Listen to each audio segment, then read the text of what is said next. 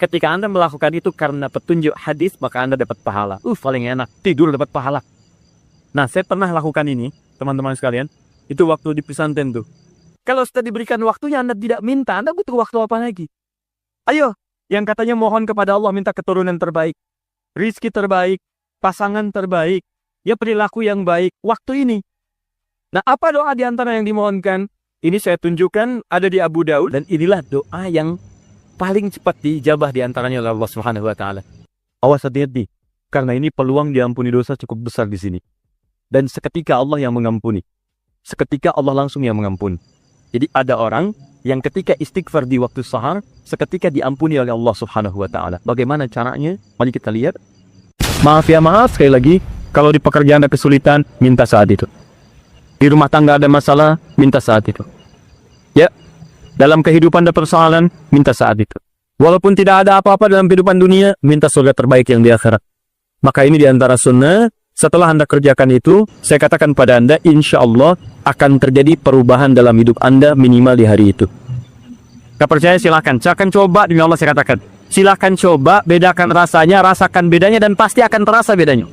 Bangun malam ini, siapkan, kompak dengan keluarga, Anda kompak aja, mah kita bangun jam sekian ya, anak-anak kita bangunin deh, kita bangunin. Siapin misalnya bangun setengah 3, bangun jam 3, kita sholat. Walaupun 2 rakaat lu nggak apa-apa, witir 1 rakaat, tapi kita amalkan ini. Silahkan Anda cek ya, demi Allah saya katakan, maka di hari itu akan terjadi perubahan pada diri Anda ketika Anda mengerjakan seperti apa yang tadi disampaikan. Cek, di rumah akan tenang, diri Anda pun akan lebih nyaman, pekerjaan akan lebih tertib, dan keberkahan akan hadir dalam kehidupan Anda. Itu yang menyebabkan Uthman bin Affan, Abdurrahman bin Auf, Tamim Ad-Dari, dan sahabat yang lainnya tidak pernah meninggalkan sholat malam selama hidupnya. Hati-hati ya. Nanti ada beberapa keistimewaan ketika Anda bisa amalkan itu semua. Bahasan pertama, istighfar. Memperbanyak istighfar. Kedua, doa. Dan ketiga, rehat sejenak. Jadi ada ahli surga yang punya kebiasaan di bumi. Ada ahli surga yang punya kebiasaan di bumi. Kalau Anda ingin lihat ahli surga spesial, sedang ada di muka bumi, lihat orang yang rajin tahajud, ya pasca tahajud, salah satunya dia perbanyak istighfar kepada Allah Subhanahu wa taala. Di poin ini. Jadi, maaf, setelah selesai tahajud, Anda salam kanan, kiri, selesai kemudian witirnya, ada peluang nih amal lagi. Ya, jangan langsung istirahat. Walaupun cuma 1 kalimat. Jeda sebentar. Hadirkan ketenangan setelah ibadah. Syukuri itu semua. Setelah itu baru kemudian Anda kondisikan hati untuk bisa mendekat kepada Allah. Baru Anda ungkapkan kalimat Astaghfirullahaladzim. Astaghfirullahaladzim. Astaghfirullahaladzim. La ilaha illallah wal hayyul qayyum wa atubu ilaih. Astaghfirullah. Astaghfirullah. Astaghfirullah. Nah, disinilah teman-teman 2 hal bisa kita kerjakan. Sekarang kita bicara bagaimana cara beristighfar seperti diisyaratkan Al-Quran ini. Kita ambil bagian pertama. 1. Awas hati-hati, karena ini peluang diampuni dosa cukup besar di sini. Dan seketika Allah yang mengampuni. Seketika Allah langsung yang mengampuni. Jadi ada orang yang ketika istighfar di waktu sahar, seketika diampuni oleh Allah Subhanahu wa taala. Bagaimana caranya? Mari kita lihat. Jadi kalau Anda beristighfar, memohon ampun dari kesalahan atau dosa, jangan sekedar kalimat itu keluar di lisan. Hanya formalitas, ya Allah ampuni saya, ampuni saya. Setiap kalimat yang disampaikan dalam Al-Quran, ingat baik-baik, ataupun dalam hadis, itu selalu diistilahkan dengan zikir namanya. Zikir. Ingat baik-baik ya, setiap kalimat kebaikan yang diungkapkan di lisan, itu selalu diistilahkan oleh Quran dengan zikir. Misal, tadi yang astagfirullah, subhanallah, alhamdulillah, yang kita kerjakan ba'da salat, kita kan ba'da salat kita kerjakan astagfirullah, kan istighfar kan? Baik ya, di hadis Muslim, hadis 591. Ya, Nabi kemudian mengucapkan astagfirullah, astagfirullah, astagfirullah. Allahumma antas salam, minkas salam, tabaraka ya dzal jalali wal ikram. Di hadis Muslim hadis 593 kemudian mengatakan la ilaha illallah wahdahu la syarika lah, lahul mulku wal hamdu wa huwa ala kulli syai'in qadir. Lalu setelah itu subhanallah, alhamdulillah, Allahu akbar. Zikir ini disebut zikir di Quran. Di Quran surah keempat ayat 103. Paling kanan sebelah atas, ada sedikit ke tengah. Lihat kalimatnya. Fa idza qadaitumus sholata fadhkurullaha. Kalau Anda tuntas mengerjakan sholat, segeralah berzikir kepada Allah Subhanahu wa taala. Nah, apa itu zikir? Zikir itu bukan sekedar kalimat yang diungkapkan. Tapi zikir secara bahasa saja sudah mengandung arti sesuatu yang teringat. sesuatu yang dirasakan. Ingat dan dirasakan. Di ketika Anda beristighfar, tadi ingat baik-baik. Ingat kesalahan, dosa yang dilakukan. Minta ampun atas kesalahan dan dosa yang dilakukan. Kalimatnya disebut dengan zikir. Zikir berarti ingat dan merasakan. Jadi begitu Anda mengatakan, ya Allah, astagfirullah, ampuni saya. Anda minta ampun, berarti ada dosa yang dikerjakan. Ingat dosa apa yang Anda lakukan sampai Anda mengatakan ampuni saya. Ini bukan cuma di lisan. Ini begitu Anda istighfar, itu enak Pak. Di keheningan malam. Saat tidak banyak suara bising. Dan Anda menyadari kesalahan Anda pada saat itu. Begitu air mata Anda jatuh, tumpah saat itu. Kemudian kalimat yang Anda rasakan seketika ampunan dari Allah itu turun kepada Anda semua. Itu yang pertama mesti Anda lakukan. Jadi begitu selesai tahajud, ingat-ingat, perbanyak istighfar. Hatinya nyaman. Setelah ketenangan itu ada, saya agak cepat baru masuk ke nomor 2. Apa nomor 2 itu? Ini yang saya maksudkan. Awas kalimatnya hati-hati. Memperbanyak doa kepada Allah Subhanahu wa Ta'ala. Dan inilah doa yang paling cepat diijabah diantaranya oleh Allah Subhanahu wa Ta'ala. Doa yang dipanjatkan di keheningan akhir sepertiga malam, menjelang fajar, dalam keadaan pasca istighfar, bahkan langsung dikatakan di hadis qudsi, jika Anda meminta, maka tidak akan pernah ditolak. Siapa yang meminta, aku berikan. Siapa yang berdoa, aku kabulkan. Siapa yang istighfar, man istaghfara li ghafartu lah, aku ampuni semua dosa-dosanya. Aku ampuni semua dosa-dosanya. Anda bayangkan. Nah, setelah itu, dosa diampuni, tenang ada, tinggal Anda memohon kepada Allah. Siapa yang meminta, aku berikan. Siapa yang berdoa, aku kabulkan. Itu janji Allah di hadis qudsi. Dan hadis qudsi ini diriwayatkan langsung oleh 30 orang sahabat senior di Tobaqoh pertama, tingkat pertamanya. Dia yang menerima dari Nabi itu hampir semua sahabat yang senior, 30 orang. Anda minta tuh, ini kesempatan. Mungkin inilah waktu yang doa-doa Anda yang dulu itu mungkin belum terkabul. Anda diminta berada di waktu itu. Kalau sudah diberikan waktunya Anda tidak minta, Anda butuh waktu apa lagi? Ayo, yang katanya mohon kepada Allah minta keturunan terbaik, rizki terbaik, pasangan terbaik, ya perilaku yang baik, waktu ini. Nah, apa doa di antara yang dimohonkan? Ini saya tunjukkan ada di Abu Daud, nomor hadis 1427. Kemudian di At-Tirmidzi, nomor hadis 3566. 3566. Imam At-Tirmidzi di antara yang mendawamkan malamnya tahajud. Bahkan berdoa. Terus istighfar. Sampai buta matanya. Ya, orang bertanya, Syekh lima hakaza, kenapa Anda mesti seperti ini? Dia imam besar, ahli tahajud, ahli Quran, menulis juga Al-Jami' As-Sahih, yang dikenal dengan Sunan At-Tirmidzi, ahli hadits juga, tapi di akhir hidupnya banyak menangis sampai buta matanya. Ditanya kenapa sampai begini, kata beliau, saya khawatir dan takut ketika diwafatkan dan menghadap kepada Allah belum cukup bekal saya dipandang oleh Allah Subhanahu wa Ta'ala. Ada seorang imam sampai menangis mata buta. Ditanya kenapa, takut saat pulang bekalnya belum cukup. Ya, coba lihat kita, imam bukan, makmum kadang-kadang. Cita-cita masuk surga, surganya Firdaus bersama Nabi lagi. Berapa amalannya dibandingkan dengan orang-orang soleh terdahulu? Paham? Baik. Kemudian ada juga di An-Nasa'i. Kalau At-Tirmidzi nama aslinya bukan At-Tirmidzi, nama aslinya Muhammad. Muhammad tinggal di Tirmidz, dikenal dengan At-Tirmidzi. Beliau hafal 500.000 hadits. Ya, dan hafalnya lancar sekali, ringan mengucapkan, lunak menyebutkan. Sampai kata Syekhul Islam Ibnu Qayyim Al-Jauziyah mengatakan, kalau dulu ada Nabi Daud bisa melunakkan besi dengan tangannya, maka ini Abu Daud bisa melunakkan hadits dengan lisannya. Tadi At-Tirmidzi sudah. An-Nasa'i nomor hadis 1747. 1747.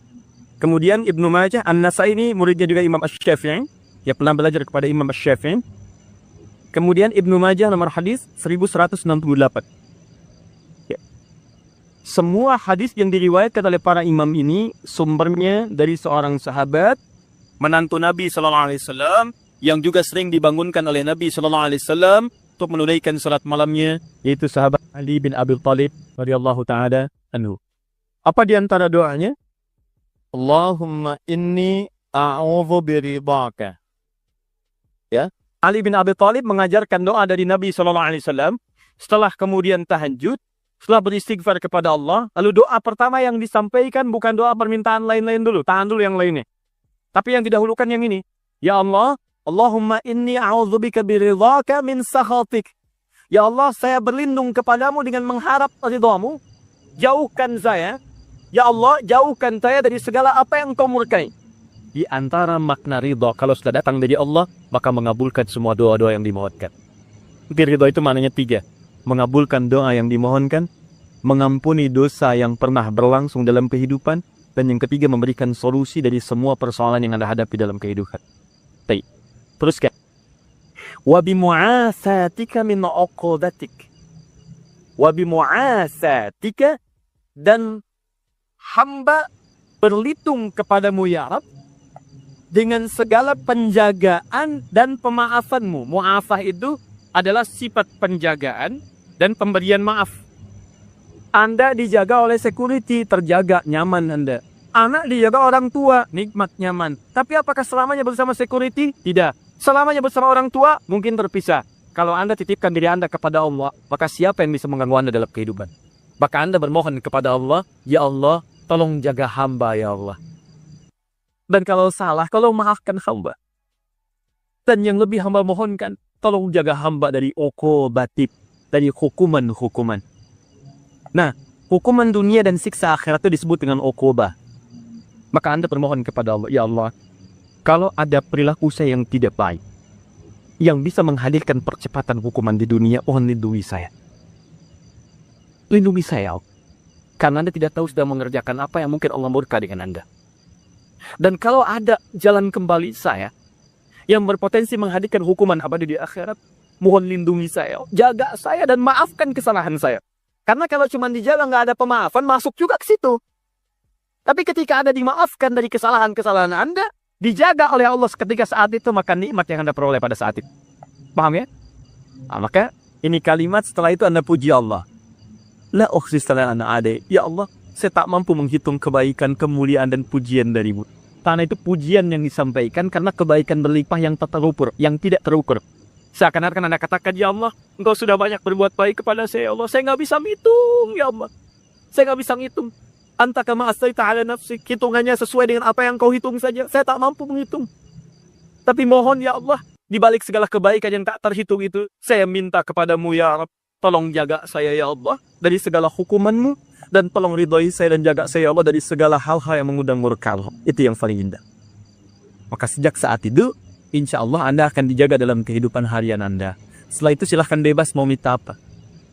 Masalah dunia, ya Allah besok saya mau ujian, ya Allah, mohon mudahkan ya Rabb. Yang ketiga, ingat setelah tadi istighfar, kemudian berdoa, ya berdoa. Setelah itu rehat sejenak untuk persiapan subuh. Jadi begitu sudah istirahat sejenak, nanti begitu subuh segera kembali kita. Segar, enak, nyaman. Begitu Allah Akbar, Allahu Akbar, subuh sudah siap. Ya, kalau wudu batal, perbaiki wudu. Kalau tidak, kita sudah dalam keadaan tenang. Boleh. Tandarat. Nah, itu sunnah. Ketika Anda melakukan itu karena petunjuk hadis, maka Anda dapat pahala. Paling enak. Tidur dapat pahala. Terbayangkan. Sandaran dapat pahala. Itu paling indah. Nah, saya pernah lakukan ini, teman-teman sekalian. Itu waktu di pesantren tuh. Ya, malam ke masjid. Kalau ujian orang ke kelas, kadang-kadang dia ke kelas sampai larut malam, saya ke masjid. Bawa buku juga kita. Ya. Kemudian malamnya sholat. Ya, kemudian setelah itu kita istighfar, berdoa, minta. Ketiduran tuh sebentar. Ya, kalau ke masjid itu kenapa ketiduran di masjid paling enak? Karena menjelang subuh pasti orang ke masjid semua kan? Pasti bangun tuh. Baik. Hampir setiap saya yang tertidur itu selalu bermimpi. Kerjain soal. Bangun lagi. Alhamdulillah. Sholat. Begitu masuk ruangan ujian, soalnya persis seperti yang dilihat tadi malam. Melihat. Hampir selesai. Pernah satu kali dibagikan. Itu dibagikan nih, kayak semalam nih. Saya isiin aja tuh. Begitu selesai bagikan, saya selesai mengerjakannya. Saya bilang, saya selesai, Pak. Selesai katanya. Kan baru saya bagi, tapi saya selesai. Diambil oleh beliau, dilihat. Nah, sementara ke depan dulu, nak ya. Kamu duduk di depan di sini. Tolong lihat teman-teman yang sedang mengerjakan ujian. Bapak beresin administrasi dulu, nih. Selesai. Tapi itu nyaman. Enak gitu, ya. Saya anjurkan teman-teman, adik-adik terutama yang masih kuliah, masih dekati Allah. Karena Allah yang punya pengetahuan. Dekati yang punya, maka Anda akan diberikan hal yang terbaik. Itu ada rumusnya di Quran surah kedua Al-Baqarah di ujung ayat 282. Paling kiri sebelah bawah, paling ujung. Wattaqullah wa yu'allimukumullah. Tingkatkan takwamu kepada Allah, maka Allah akan mengajarkan pengetahuan kepadamu. Apa di antara mana takwa itu? Tambah ibadahnya. Di antaranya tahajud. Makanya orang tahajud dibuka dengan kalimat takwa. Tadi Quran surah 51 ayat 15. Innal muttaqina fi jannatin wa uyun. Sebagian orang takwa tinggal di taman surga. Apa amalannya? Innahum kanu qabla dzalika muhsinin, kanu qalilan minal laili ma yahja'un. Sedikit tidurnya, bangun malam. Wabil ashari hum yastaghfirun, istighfar. Nah, saya sarankan walaupun Anda dalam beraktivitas keseharian, setelah itu istighfar, sebelum rehat, perbanyak doa. Doa, maaf ya maaf, sekali lagi, kalau di pekerjaan ada kesulitan, minta saat itu. Di rumah tangga ada masalah, minta saat itu. Ya, dalam kehidupan ada persoalan, minta saat itu. Walaupun tidak ada apa-apa dalam kehidupan dunia, minta surga terbaik yang di akhirat. Maka ini diantara sunnah, setelah Anda kerjakan itu, saya katakan pada Anda, insya Allah akan terjadi perubahan dalam hidup Anda minimal di hari itu. Gak percaya silahkan, saya akan coba, demi Allah saya katakan. Silahkan coba, bedakan rasanya, rasakan bedanya, dan pasti akan terasa bedanya. Bangun malam ini, siapkan, kompak dengan keluarga, Anda kompak aja, mah kita bangun jam sekian ya, anak-anak kita bangunin deh, kita bangunin. Siapin misalnya bangun 2:30, bangun jam 3, kita sholat. Walaupun 2 rakaat itu nggak apa-apa, witir 1 rakaat, tapi kita amalkan ini. Silahkan Anda cek ya, demi Allah saya katakan, maka di hari itu akan terjadi perubahan pada diri Anda ketika Anda mengerjakan seperti apa yang tadi disampaikan. Cek, di rumah akan tenang, diri Anda pun akan lebih nyaman, pekerjaan akan lebih tertib, dan keberkahan akan hadir dalam kehidupan Anda. Itu yang menyebabkan Utsman bin Affan, Abdurrahman bin Auf, Tamim Ad-Dari, dan sahabat yang lainnya tidak pernah meninggalkan sholat malam selama hidupnya. Bahkan tidak ada yang paling indah kecuali mereka berada di malam hari sampai menuntaskan tahajudnya dengan khatam Al-Quran. Dan puncaknya, wa'afat juga berarti penjagaan dalam urusan dunia. Kalau Anda sudah rajin tahajud, maka Anda akan dijaga oleh Allah dari semua kemungkinan yang mengganggu Anda dalam kehidupan. Allah jadi pembela Anda.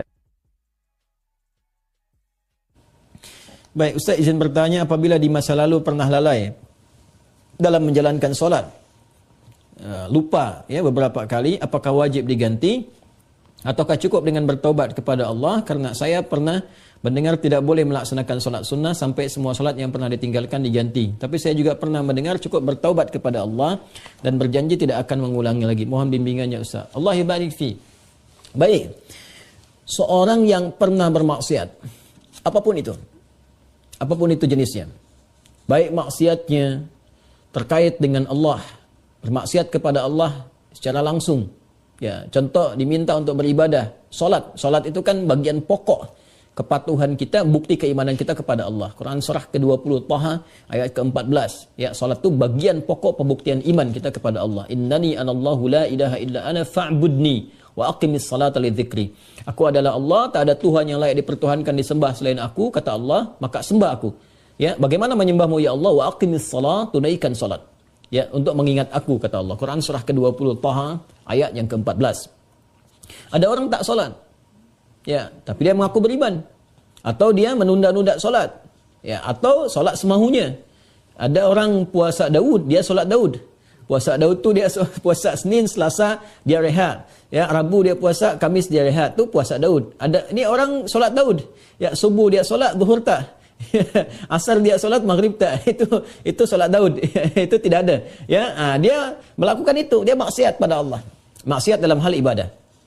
Ada maksiat hakun adami, ya, maksiat yang terjadi dari anggota-anggota tubuh pada soalan-soalan yang memang dilarang oleh Allah. Ya, lisan cakap yang baik, dia bercakap tak baik, dia mencela orang lain. Padahal Allah mengatakan, ya ayyuhalladzina amanu la yaskhar qaumin qaum. Hai orang-orang beriman, jangan saling mencela. Quran surah 49 ayat 11, ya. Dia mencela, dia bermaksiat. Semua jenis maksiat ni, baik terkait hubungan dengan Allah ibadah atau terkait dengan interaksi sosial dalam kemanusiaan, muamalah, itu cara mengobatinya untuk kembali pada jalur yang benar. Cara pertama adalah dengan bertobat. Quran surah keempat An-Nisa ayat 17. Quran surah keempat An-Nisa ayat 17. Innamat taubatu 'ala Allahi lilladzina ya'maluna as-su'a bijahalatin thumma yatubuna min qarib. Sungguh taubat yang diterima oleh Allah itu subhanahu wa ta'ala, taubat yang diterima oleh Allah itu subhanahu wa ta'ala adalah taubat dari perbuatan buruk, su. Ya, perbuatan buruk, su itu perbuatan yang menyalahi ketentuan Allah. Ya, diminta memandang yang baik, dia pandang yang tak baik. Diminta solat, dia tak solat. Itu perbuatan buruk. Dan sumbernya dari nafsu yang digoda oleh setan. Jadi perbuatan su itu sumbernya dari nafsu yang diprovokasi oleh setan, digoda oleh setan, dikuasai oleh setan. Itu ada di Quran surah ke-12 Yusuf ayat 53. Wa ma ubarri'un nafsi innan nafsa la'ammaratun bisu illa ma rahima rabbi. Kita tak mampu menganggap diri kita suci karena ada nafsu yang masih diprovokasi, digoda oleh setan. Orang yang mengikuti godaan-godaan setan itu, was-was setan itu, maka nanti jiwanya akan mengikuti perintah setan, mengajak pada keburukan. Itu yang disebut dengan ammarah bisu namanya. Ya, mata melihat yang buruk su, lisan cakap yang buruk su, telinga dengar yang buruk su. Jamak dari su sayyiat namanya. Bila banyak dikerjakan sayyiat. Allah itu punya sifat Rahman, punya sifat Rahim, yang tidak menginginkan hambanya pulang membawa maksiat. Kamu ini lahir bersih, bersih keadaannya, tampilannya bersih, tak ada dosa, tak ada keburukan, tak ada kotoran. Kenapa pulang kepada Allah jadi kotor? Kerana itu Allah tak berkehendak. Allah tidak berkehendak bila ada hamba satu pun pulang kepada Allah dalam keadaan maksiat, dalam keadaan kotor. Maka sepanjang dia hidup diberikan kesempatan untuk taubat. Taubat ini nanti yang berpeluang membersihkan kembali kotoran-kotoran dosa dan menyucikan jiwa-jiwa yang penuh dengan dosa-dosa. Ini taubat namanya. Nah, taubat itu nanti ada 3 turunan hukumnya. Ada 3. Satu, mengakui kesalahan. Salah ini. Jadi kalau kita sadar, ya pernah salah, itu sudah sepertiga taubat. Dan itu mahal sekali. Hidayah Allah mahal sekali. Itu yang tak dipunyai oleh syaitan. Syaitan itu tak punya itu. Ya, karena sifat sombong, dia tahu Allah itu penerima taubat, tapi tak mau taubat. Ketika diminta oleh Allah itu untuk taubat, diberikan isyarat tuh, dikonfirmasi, ditanya, ma mana'aka alla tasjud? Ya, ma mana'aka alla tasjuda idh amartuk? Kenapa kau tak mau sujud ketika aku perintahkan? Itu kan isyarat taubat. Ya, Quran surah ke-7 ayat 12. Ya, tapi dia tak mau taubat. Ya, tak mau taubat.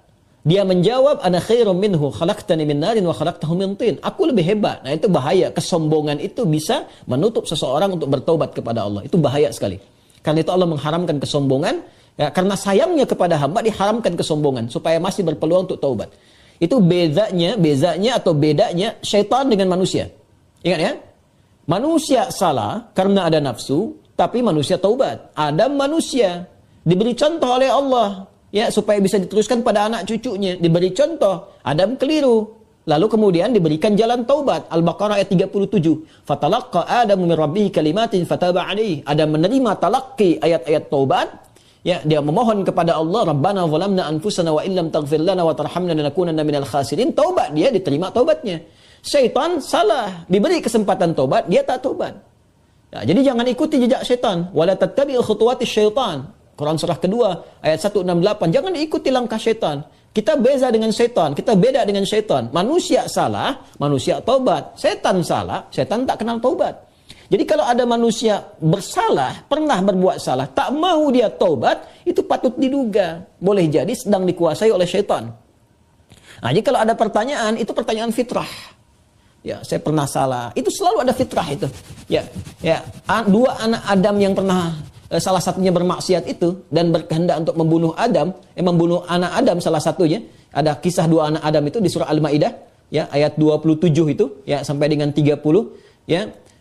Watlu alaihim bil haqqi watlu alaihim naba ibna adam bil haqqi id qaraba qurbanan fataqabbala min ahadihima wa lam yataqabbal min al akhar. Muhammad SAW kisahkan, bacakan kepada umatmu, ya, tentang kisah 2 anak Adam yang diperintahkan untuk berkorban. Yang satu berkorban baik, yang satu tidak. Ya, maka yang satu diterima, yang satu tidak. Maka yang kecewa ini dia merasa cemburu, ingin membunuh. Nah, ketika akan membunuh ini fatawat nafsu lahu nafsuhu. Fatawat tawa itu artinya naik turun. Ya, jadi enggak ya, lakukan tidak ya. Nah, itu di fitrah kita itu selalu ada bagian fitrah yang mencegah berbuat maksiat. Ada yang sifatnya mencegah dari awal, ada yang sifatnya menyesali. Ya, menyesali itu sambil mencela. Kenapa tadi saya harus marah nih sama anak nih? Kenapa tadi saya harus mencela dia? Kenapa tadi harus saya cemberut? Kenapa tadi saya harus berkata yang kasar? Padahal saya bisa berkata yang lembut. Nah, itu ada penyesalan yang kedua sambil mencela diri. Nah, bagian yang kedua ini setelah tak mampu mencegah, dia menyesali, disebut lawam namanya. Sifatnya lawamah. Ya, makanya ada yang dikenal dengan nafsul lawamah. Diri, jiwa yang mencela. Kenapa melakukan itu? Nanti puncaknya terjadi di akhirat, saat kembali, saat hari kiamat. Ya, banyak orang menyesal, kenapa dulu tak begini? Kenapa dulu harus begitu? Itu ada di surah Al-Qiyamah, surah ke-75, ayat yang kedua. La uqsimu biyaumil qiyamah, wa la uqsimu bin nafsil lawwamah. Ya, aku bersumpah, kata Allah, ya, ada di jiwa-jiwa itu sebetulnya yang menyesali perbuatan buruk itu kenapa terjadi. Nah, taubat itu, karena harus membuktikan kesungguhan untuk berubah, itu harus menyentuh kepada jiwa yang terdalam tadi. Karena itu harus ada unsur pengakuan, yang kedua unsur penyesalan. Unsur pengakuan itu secara fitrah akan muncul dengan sendirinya. Karena itu kalau keluar dia di pernyataan, itu Masya Allah, itu sudah hidayah Allah yang sudah masuk ke dalam jiwa. Jangan tinggalkan. Cepat ambil. Ya, siapapun pelaku maksiat akan ada bersitan, sekelebat dalam jiwanya itu berpikir, apa aku harus selalu begini gitu? Ya, mungkinkah aku berubah? Nah, kalau ada hal semacam itu sudah hidayah. Ya, kalau ada orang banyak berbuat maksiat pun kita sekelilingnya itu kita mendoakan, malam-malam kita sujud minta pada Allah supaya diberikan hidayah. Jangan-jangan dia itu ditempatkan jadi tetangga kerabat kita, berkehidupan dengan kita supaya memang kita bisa mendoakan dia. Ya, bukan mengutukinya, mencelaknya, tidak. Mungkin supaya dengan adanya kita ini dia bisa melihat jadi wasilah hidayah dari Allah Subhanahu wa taala. Jadi pertanyaan semacam ini itu sudah sepertiga bagian dari karunia Allah. Selanjutnya apa? Sesali itu. Jadi mengakui. Nah, ini sudah disampaikan. Kedua, menyesali. Menyesali itu sudah bagian perwujudan, ya, supaya kita bisa mengendalikan nafsul lawamah tadi, supaya tidak dibawa ke akhirat. Ya, jadi dengan menyesali itu nanti digugurkan oleh Allah hal-hal terkaitnya sehingga lapang hati kita. Ciri orang taubat itu, ya, kalau dia sudah bertobat mendekat kepada Allah, yang pertama diberikan oleh Allah kelapangan hatinya, ada ketenangan. Ya, yang tidak bisa dirasakan ya dengan bandingan-bandingan materi. Tidak sama dengan ketika diberi materi dunia, dikasih uang, ya, senang, bahagia, lapang, dikasih kereta, bahasa Malaysia kereta, mobil, ya, atau fasilitas lain, senang, lapang. Taubat itu punya ciri sendiri, tak sama dengan kebahagiaan itu. Ya, dia ada menghunjam ke kedalaman hati itu, ada ketenangan, ya, ada kelapangan. Jadi begitu kita sujud, ya kan? Kemudian kita minta ampun, mengakui, menyesali, air mata keluar, nah, getaran itu yang menggerakkan jiwa, nah itu sudah menyentuh kepada hati. Ya. Jadi ulama dahulu mengajarkan taubat itu sampai hatinya tersentuh.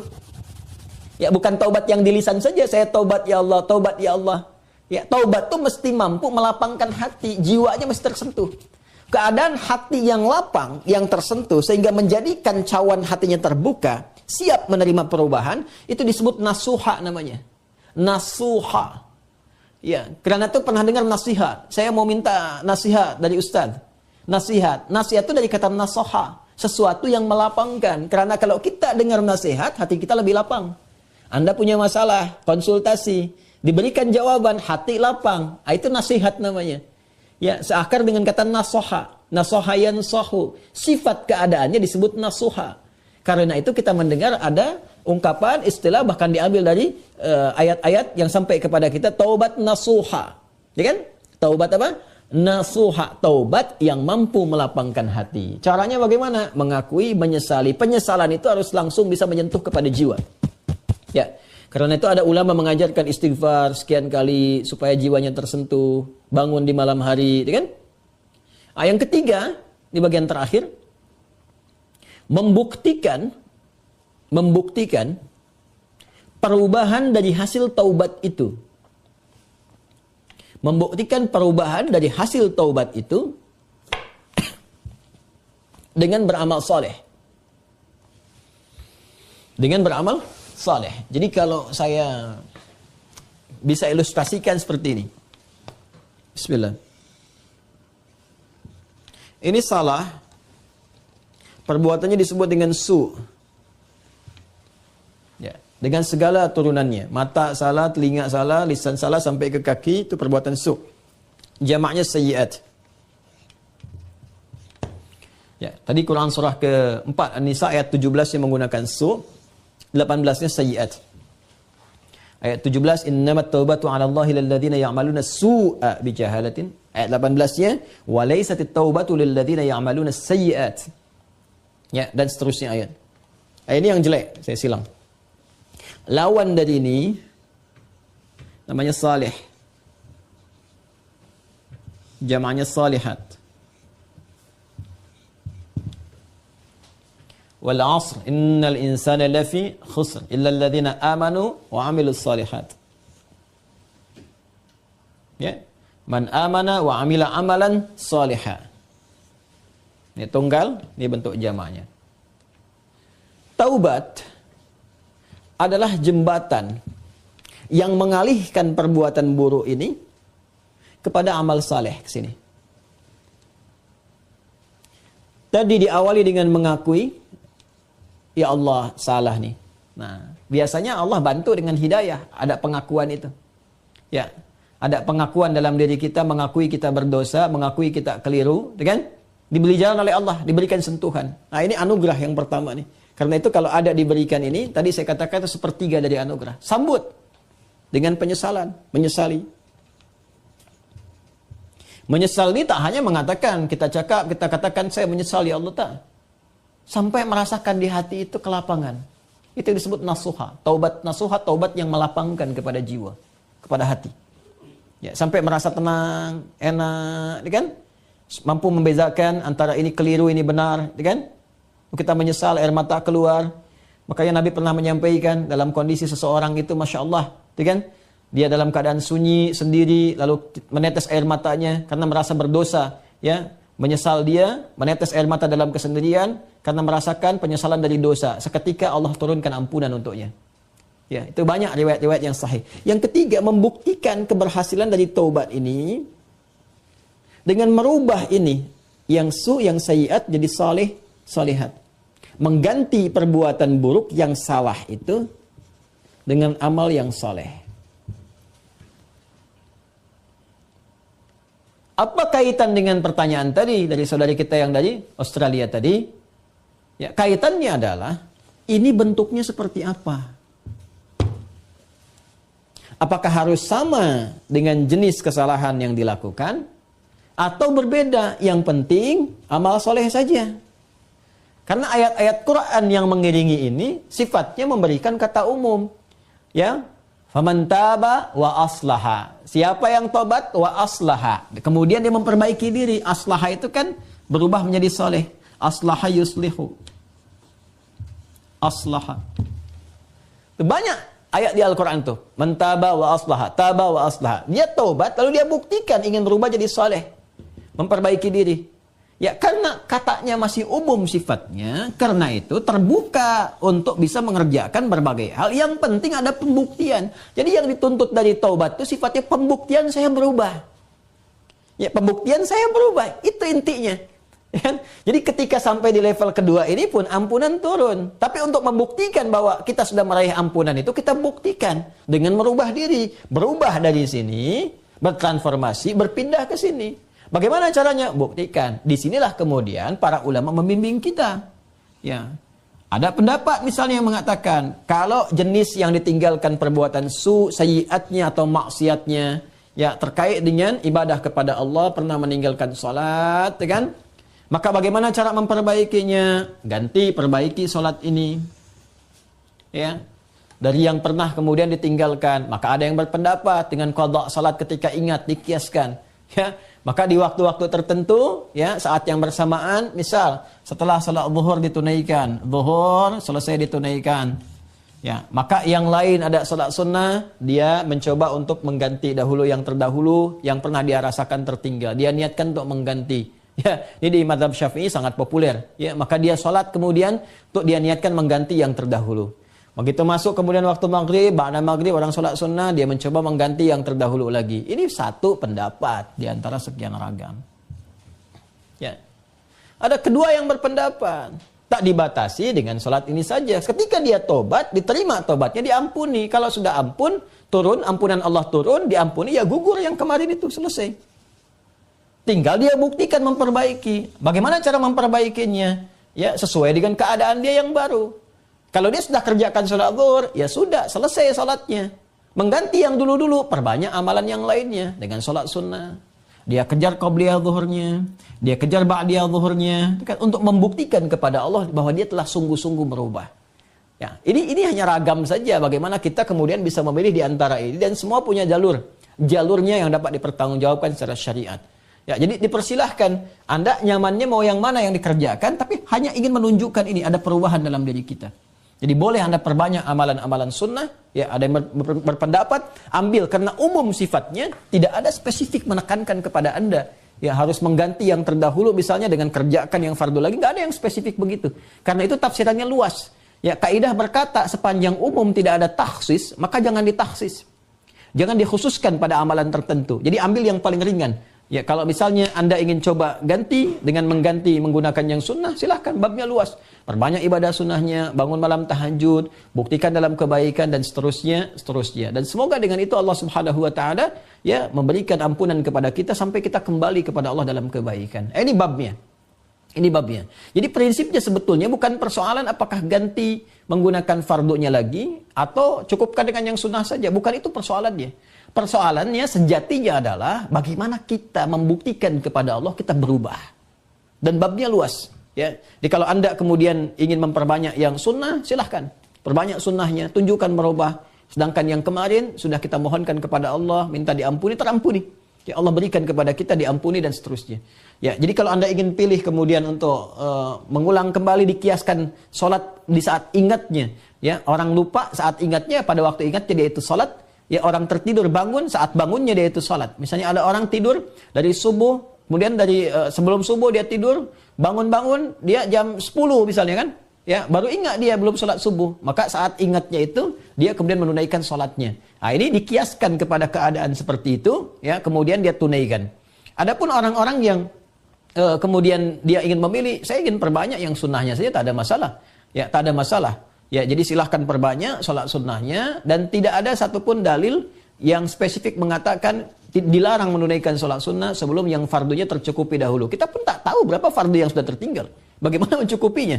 Ya, jadi nggak ada dalil spesifik seperti itu. Yang ada adalah terbuka luas untuk kita beramal, membuktikan kesungguhan kita telah berubah.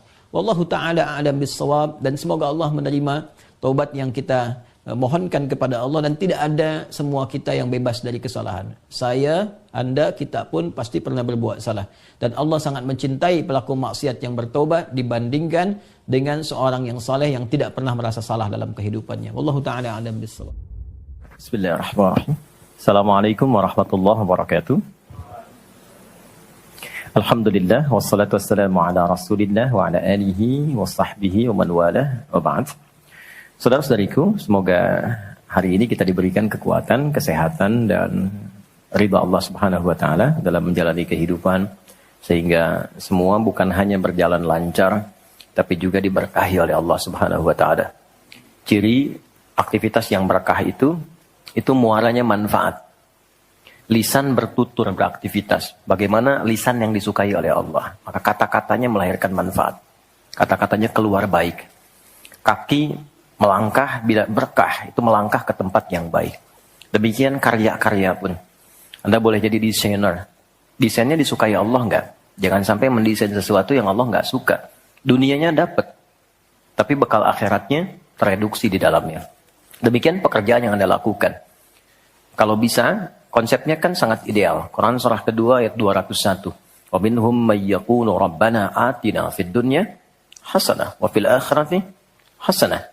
Jadi mengejar akhirat itu konsepnya bukan meninggalkan dunia. Justru mengkreasikan dunia sehingga dia punya value akhirat. Kalau berniaga, silahkan sukses-suksesnya, sekaya-kayanya, dan konversikan kekayaan itu untuk mencari bekal yang Allah sukai. Wujudnya bisa macam-macam. Dengan kedudukan setinggi-tingginya, sehingga bisa membuat kebijakan-kebijakan yang Allah senangi. Dengan ilmu seluas-luasnya, sehingga banyak manfaat yang kita niatkan sebagai ibadah karena Allah.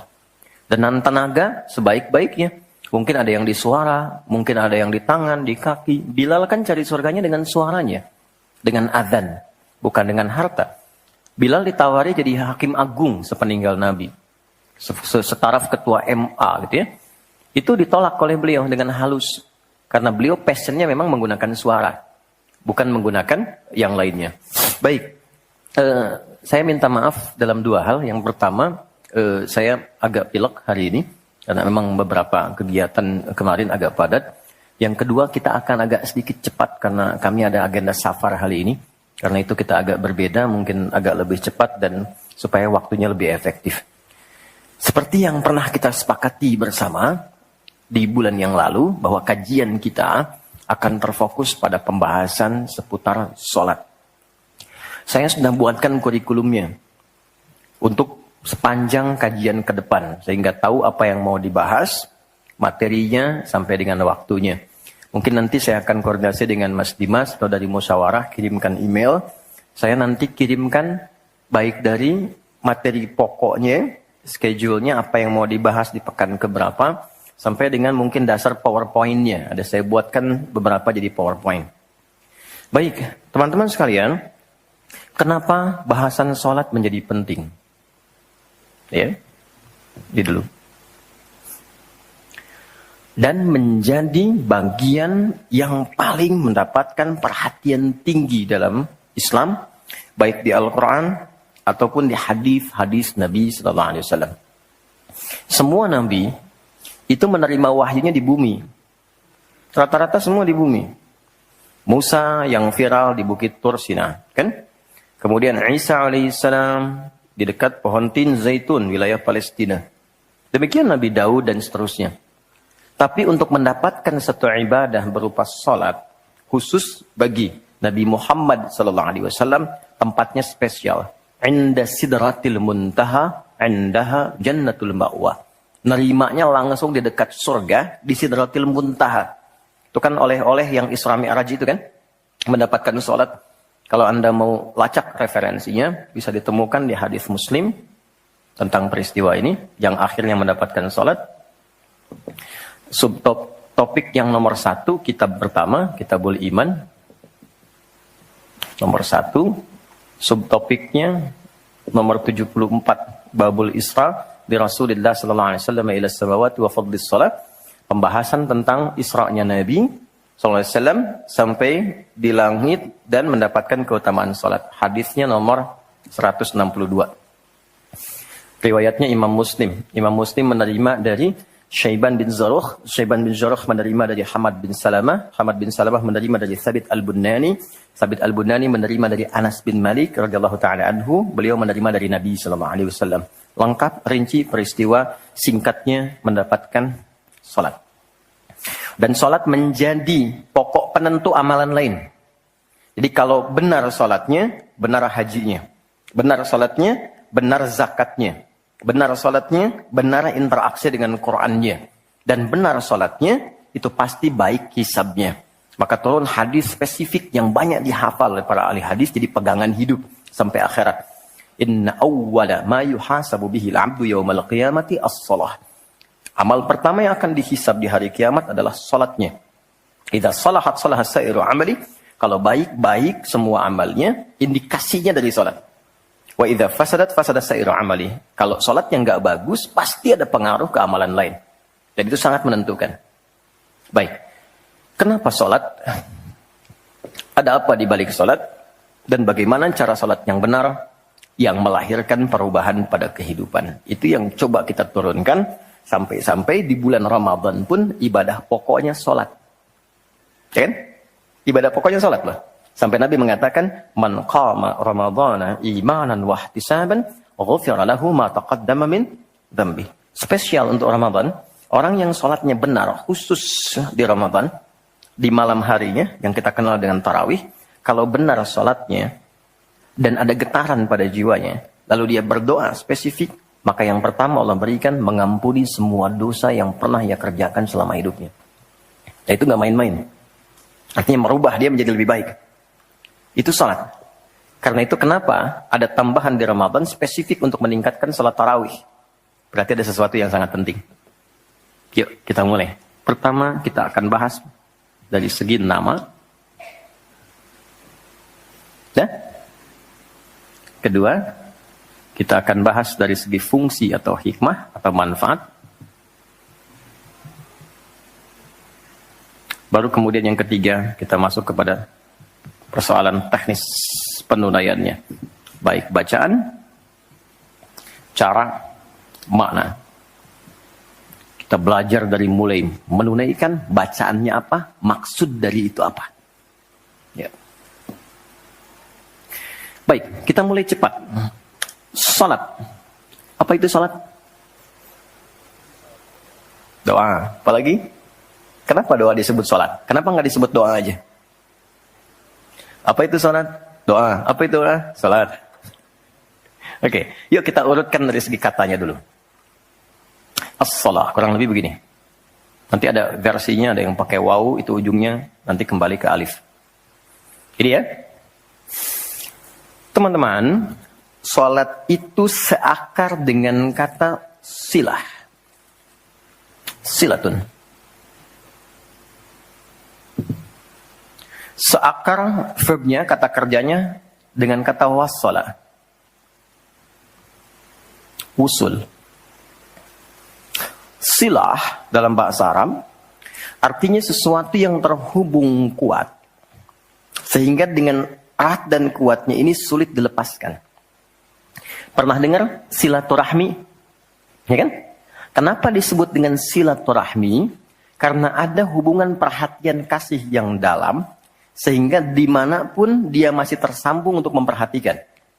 Jadi silaturahmi itu bukan begini, bukan Anda kumpul, menyapa di teman yang hadir. Itu bukan silaturahim. Anda menyapa orangnya ada, wajar, orangnya masih ada. Tapi ketika Anda pulang, Anda mendoakan, dan support pada kebaikan, itulah silah namanya.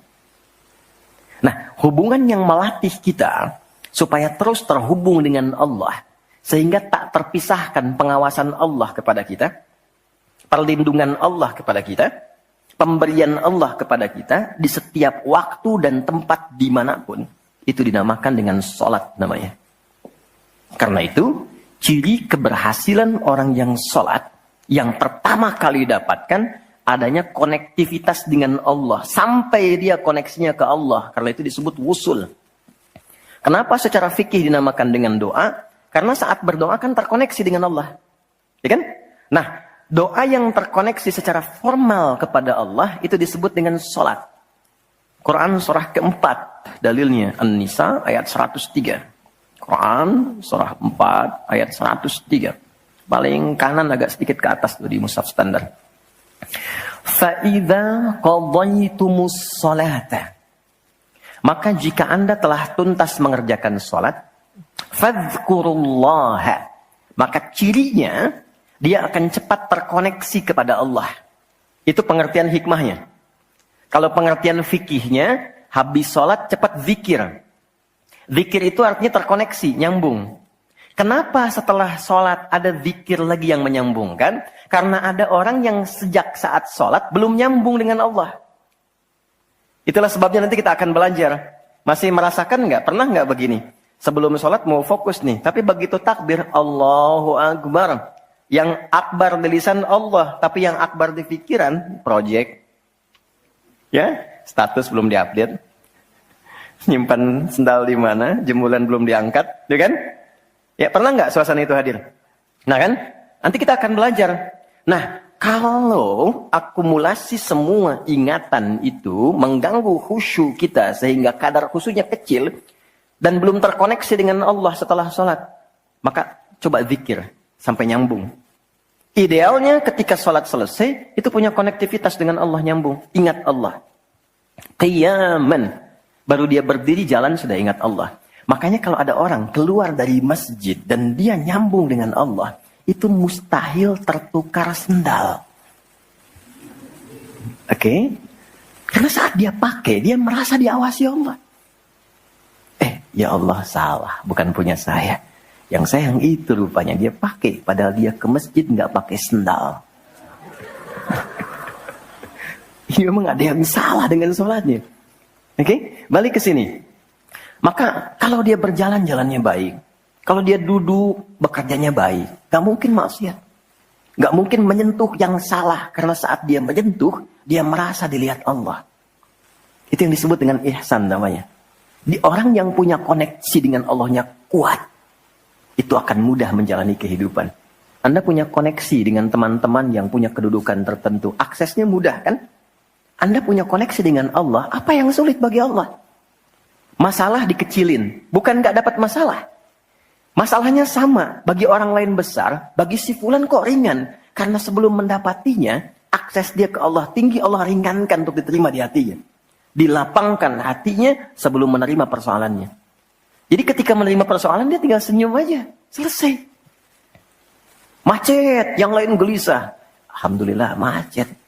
Bisa hafalan dulu. Bisa baca dulu. Bisa mengerjakan yang lain dulu. Ini semua dibaca dengan nyaman karena konektivitas yang tinggi dengan Tuhan.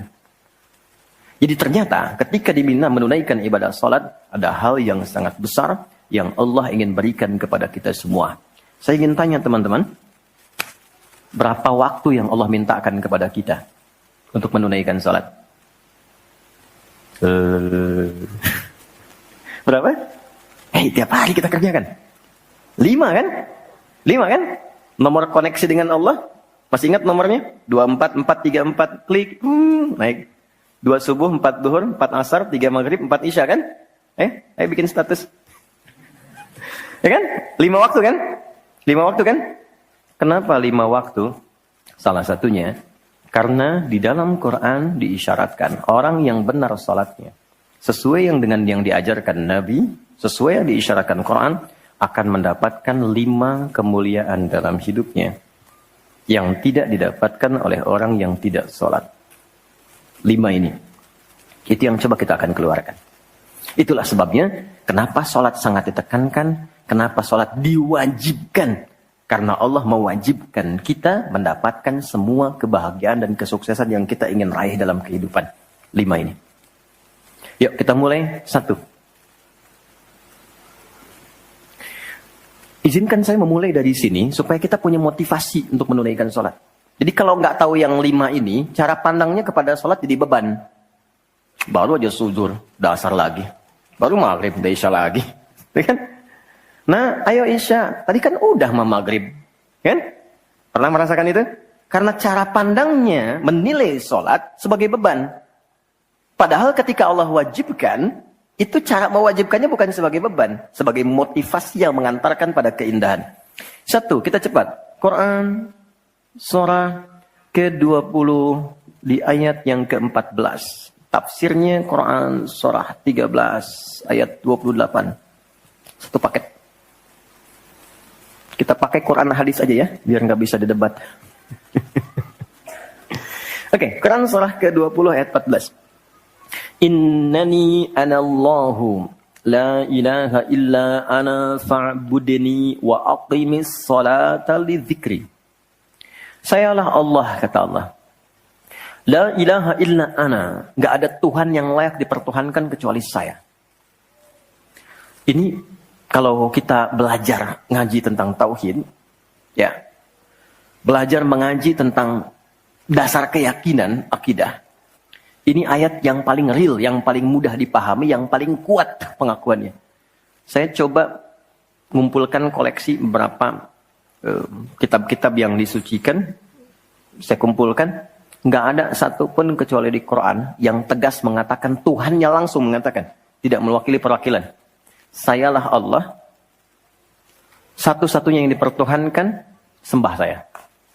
Coba di Quran. Kita simpan ini dalam bab tauhid, sekarang kita teruskan. Bagaimana cara menyembahmu ya Allah? Fa'budni wa aqimis sholata lidzikri. Tunaikan sholat. Ya, sebagai pembuktian penyembahan kepadaku,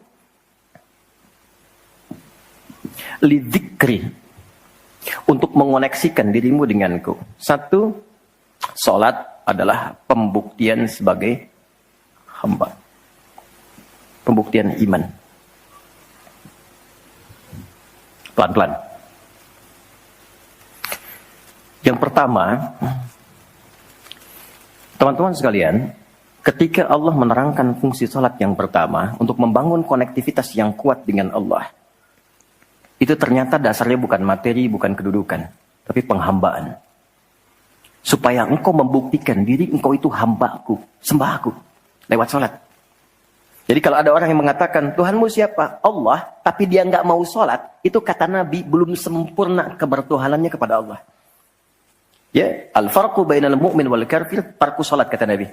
Perbedaan orang yang mengaku beriman dengan yang belum beriman, dilihat dari sholatnya. Jadi kalau dia sudah menunaikan sholat, itu pembuktian keimanannya kepada Allah. kebertuhanannya. Jadi kalau ada orang mengaku muslim, dia belum menunaikan sholat, maka dipertanyakan keimanannya. Karena itulah kemudian kata sholat disebut juga di Al-Quran dengan kata iman. Buka Quran surah kedua, ayat 143. Lihat di pertengahan. Wa ma kana Allahu liyudhi'a imanakum. Jika ada hamba siapapun menunaikan sholat, aku nggak akan sia-siakan sholat yang dilakukan dengan imannya itu. Maksudnya apa? Akan dibalas, diberikan perhatian sesuai dengan kadar sholatnya. Disebut dengan iman. Dan yang paling dahsyat, ketika seseorang sholat menghamba, kan gerakannya ruku, sujud, menghamba kan? Maka naik statusnya dari sekedar manusia biasa menjadi abdun. Teman-teman, ini rahasia besarnya. Perintahnya, fa'budni, yang kita baca, iyyaka na'budu, asal katanya dari kata abada, orangnya abdun, jamannya ibad.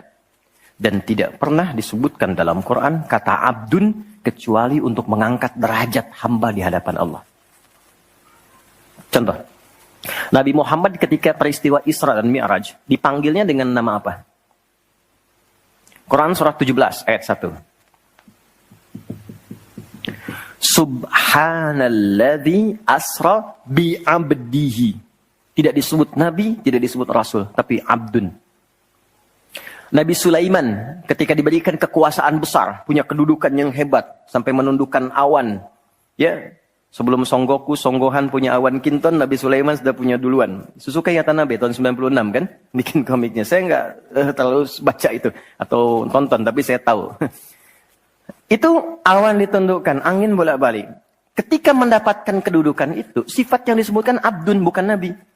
Bukan Rasul. Quran surah 38 ayat 30. Wa wahabna li Dawuda Sulaiman ni'mal abdu. Oke, Nabi Zakaria alaihissalam ketika akan diangkat statusnya dari suami menjadi ayah dan sudah berharap tinggi, dikabulkan, naik status, diberikan anugerah, disebutnya dengan abdun. Quran surah 19 di ayat yang kedua. Dzikra rahmati rabbika abdahu Zakaria. Nabi Nuh diangkat status memimpin kelompok generasi manusia setelah Nabi Adam. Naik ke kapal, jadi pemimpin besar. Begitu diangkat, yang disebut statusnya abdun. Quran surah 17 ayat 3. Innahu kana abdan syakura. Kenapa disebutkan abdun? Abdun itu sifat penghambaan. Semakin tinggi ibadahnya, semakin tinggi pendekatannya ke Allah, semakin diangkat. Jadi dengan Allah itu karena Allah Khalik, kita makhluk. Laisa kamitslihi syai', enggak sama sifatnya. Jadi kalau ke Allah itu jangan terlalu ngangkat. Kalau tinggi direndahkan, kalau rendah ditinggikan. Karena itu kenapa saat sholat kita merendah supaya ditinggikan. Itu poinnya. Jelas ya? Itulah sebabnya kenapa Nabi dijamin surga, turun surah Al-Kautsar itu, satu-satunya Nabi yang sebelum wafat turun surganya. Rasulullah. Dengan turunnya surah Al-Kautsar. Kenapa? Salah satunya karena ibadahnya. Coba lihat kesaksian Sayyidah Aisyah itu di Al-Bukhari nomor hadis 1147. Kedatangan tabi'in namanya Abu Salamah bin Abdurrahman tanya bagaimana sholat malamnya Nabi. Kata Sayyidah Aisyah, jangan ditanya panjang dan khusyuknya. Panjang dan bagusnya. Beliau memang sholatnya 4 rakaat di awal, tapi jangan tanya panjang dan bagusnya. Beberapa sahabat dulu pernah pengen tahu, penasaran. Diikuti sholat di belakang Nabi. Ternyata rakaat pertamanya dikira Al-Baqarah 100 ayat akan ruku. Ternyata disambungkan ke 286 ayat sampai selesai. Dikira setelah selesai akan ruku. Ternyata Alif Lam Mim lagi, Ali Imran sampai selesai. 200 ayat. Dikira ternyata setelah la'alakum tuflihun 200 ayat Ali Imran akan ruku. Nyambung An-Nisa 176 ayat. Baru kemudian ruku setelah 5 juz 4 halaman. Ruku. Besoknya orang-orang ini nggak ikutan lagi. Udah. Lain memang levelnya. Salam. Tersentuh kaki Nabi itu dengan tangan Sayyidah Aisyah. Ini menunjukkan sederhana kehidupannya. Bayangkan kan, suami sholat, istri tidur, nyentuh bagian kaki. Kira-kira tidurnya, alasnya di mana tuh? Nabi besar loh, ahli surga, hebat, pemimpin besar, kehidupan demikian. Tapi kalau sedang beramal kaya, sodakoh kaya, sholat kaya, kakinya bengkak. Kata Sayyidah Aisyah, kenapa begini ya Rasulullah? Alam takun madmuna, alam takun ma'sumah. Engkau kan dijamin surga, surahnya sudah turun. Engkau dijaga dari kesalahan maksum. Jawabannya ringan sekali. Afala akunu abdan syakura abdun. Apa enggak boleh aku menjadi hamba yang bersyukur? Ternyata syukur itu kalau dulu para nabi itu pakai ibadah. Jadi kalau dapat nikmat nih teman-teman, ini rahasia hari ini ya. Di antara kita saja ya. Karena saya nggak bagi di yang lain nih, cuma di sini nih. Ya. Para nabi itu, kalau mereka dapat nikmat apapun, itu yang dilakukan syukur. Dan syukurnya lewat ibadah. Contoh, biasa kan suka hadir ulang tahun ya. Masuk ulang tahun kesekian. Nabi tiba-tiba hari Senin puasa. Ditanya oleh sahabat, ya Rasulullah kenapa puasa? Kata Nabi, ini hari lahirku. Jadi mensyukuri nikmat kelahiran dari waktu yang telah berjalan, itu pakai ibadah. Begitu dapat anugerah surga, turun Al-Kautsar, malah diminta ibadah oleh Allah. Inna a'tainakal. Setelah itu apa? Fasolli li rabbika. Tingkatkan sholat, tambahkan amal lewat harta. Jadi jaminan surga itu bukan menghentikan amal soleh. Anda sukses dengan pekerjaan, bukan berarti menjadikan hubungan Anda terputus dengan Allah. Yang paling aneh kan Allah udah ngasih rezeki banyak, kok dipakai maksiat hasilnya? Allah kasih Anda minta, Allah kasih. Tapi begitu dikasih, kenapa dipakai untuk mabuk? Kenapa dipakai untuk maksiat? Kenapa dipakai untuk membeli sesuatu yang Allah nggak sukai? Kan ada perjuangan mendapatkan itu. Makanya dibalik caranya. Ketika Anda menghamba, menunduk, Allah mengangkat. Tapi kalau Anda mengangkat, Allah turunkan serendah-rendahnya. Ini rumus pertama. Jadi ternyata ketika kita diminta menghamba dalam sholat, itu adalah jembatan pertama bagi Allah untuk mengangkat kita dengan derajat tertinggi. Paham? Oke, satu. Jadi kalau ke anak-anak begini kalau tanya, Mah kenapa sih harus sholat? Supaya kamu jadi hebat. Gitu. Kok bisa? Lihat Umar. Sebelum sholat. Orang biasa. Kerjanya begini. Cuman jalan-jalan. Mabuk dan sebagainya. Tapi setelah sholat. Dia jadi pemimpin yang sangat hebat.